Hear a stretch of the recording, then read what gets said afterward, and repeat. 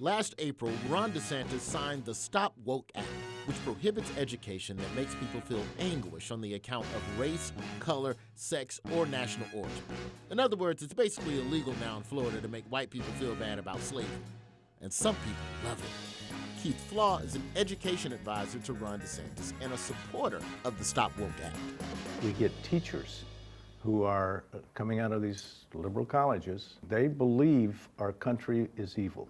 They're teaching young children that it's about the color of your skin, not your character.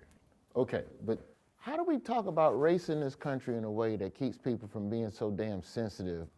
I don't know that I have an answer to that.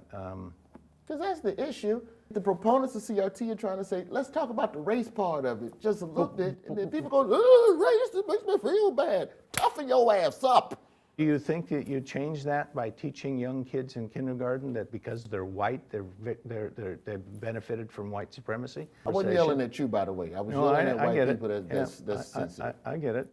Okay, so do you believe that there is institutional racism in this country? I don't know that you just said, do I believe, and I don't know that. Or that idea. I don't know that my opinion matters in that situation. I think you have to look at the facts. And I don't know that I'm well, I guess prepared to state an opinion on that. So maybe the real question should be, whose feelings are we really worried about hurting? You know what we should do?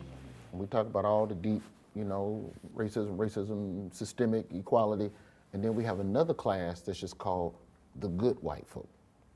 Did you ever see 12 Years a Slave? You probably have seen it. Free black man got kidnapped, and then Brad Pitt helped him get free. Mm-hmm. So we have, like, you learn about Brad Pitt, you learn about some of Dr. King's white friends. Would that help ease? Because I think I'm getting what you're saying now. But I don't think that helps at all, because what you're doing is you're teaching. You didn't know about Brad Pitt, I just educated you. The idea of doing a class on good white people in history is just too good to resist. Hi, I'm Roy Wood Jr., and welcome to the only history class dedicated to the many great contributions of white folks, and therefore, the only class sanctioned by the state of Florida because it makes white people feel good. Welcome to the Great Whites. Let's start with the greatest white of all, George Washington. Born in 1732, George Washington led the American Revolution against the British Empire, secured the country's freedom, and then served as the nation's first president. Washington then retired to his beautiful plantation in Virginia with his wife and over 300 slaves as part of an economic system built on the subjugation of black people. George Washington also helped create the tradition of presidential term limits. Good work, George Washington. One of the other great whites in history that we often don't talk about is a brilliant white man named Thomas Edison.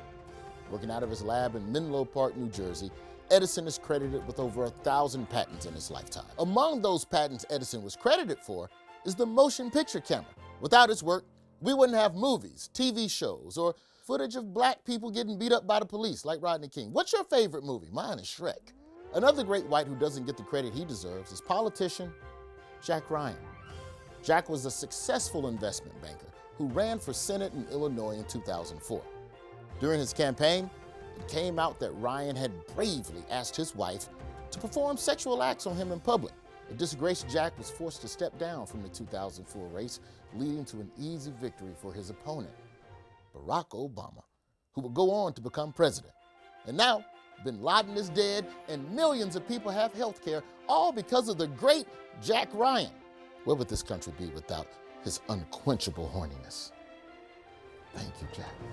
And finally, the world of sports, which is littered with great whites, including the greatest coach who ever lived, Phil Jackson. With the Chicago Bulls in the 90s, Jackson employed a groundbreaking offensive scheme called pass the ball to the ball-headed black dude. Jackson would later find championship success with other ball-headed black dudes, like Shaq and Kobe. But this ingenious strategy with the Bulls led to 6 championships. Jordan led the league in scoring 10 times, mainly thanks to great whites who passed him the ball. They could have easily led the league in scoring themselves, but out of sheer selflessness, those great whites let Michael do it instead. Here's to you, Bill Wennington. Well, I'm afraid that's all the time we have for today. Join me next week when we talk about the brilliant Wright brothers and how their innovations in air travel led to the firebombing of Black Wall Street and the Top Gun movie. I love Top Gun, but not as much as I love Shrek. They both fun.